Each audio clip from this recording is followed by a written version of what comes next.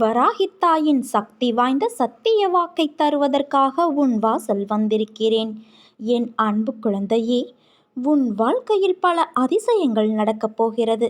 நீ வரவேற்க தயாராக இரு. முதலில் நீ பொறாமையை வெல்ல வேண்டும். நீ வெறுப்பு வைத்துள்ள மனிதர்கள் வளம் பெற்றால் உனக்கு என்ன நஷ்டம் ஏற்பட்டுவிட்டது? ஆனால் நீயோ இந்த விதத்தில் சிந்திப்பது கிடையாது. கேடு செய்த அவர்களுக்கு மட்டும் நல்லதாகவே நடக்கிறது என்று நீ ஏன் பொறாமை கொள்கிறாய்? அவனுடைய கர்ம பலன்களால் அது அவனுக்கு கிட்டியது. அவர்களைப் போன்றே பதவி, அதிகாரம், பணம், செல்வாக்கு எல்லாம் உனக்கு கிடைக்க வேண்டும் என்று எண்ணுவதால் உன்னை தேடி வரும் நல்லதை நீ தவற விடுகிறாய். ஒன்றை நீ புரிந்து கொள் குழந்தையே. உலகில் எல்லோரும் ஒரே வாழ்க்கையை வாழ முடியாது. அவரவருடைய கர்ம வினைகளின்படி அது மாறுபடும்.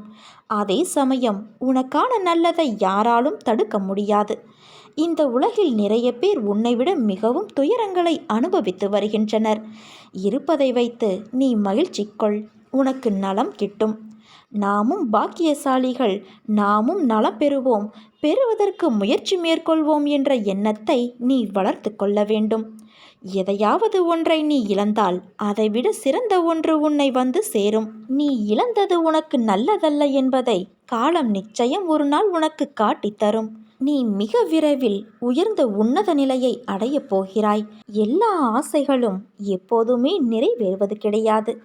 காற்றடித்தால் களைவதைப் போல என் மீதான நம்பிக்கை உனக்கு நிலை குலைந்து போகிறது. இதை தடுப்பது எப்படி? இது மீண்டும் நடக்காமல் இருக்க என்ன வழி?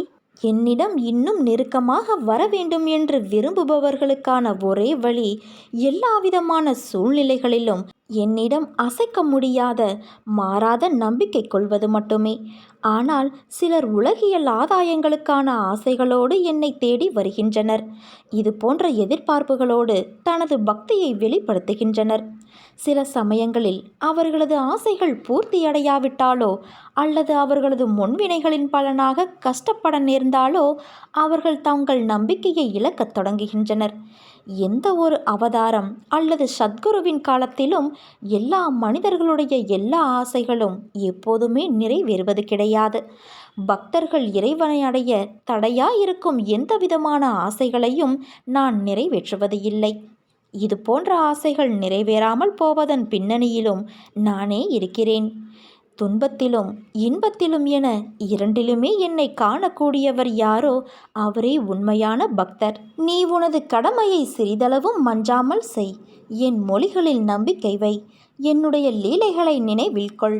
நான் உன்னுடைய ஆசைகளை பூர்த்தி செய்து உன்னுடைய பக்தியை இன்னும் அதிகப்படுத்துவேன். நீ நம்பிக்கையோடு இரு. நல்லதே நடக்கும். நல்லது மட்டுமே நடக்கும். உன் அன்னை நான் இருக்க பயம் ஏன் உனக்கு?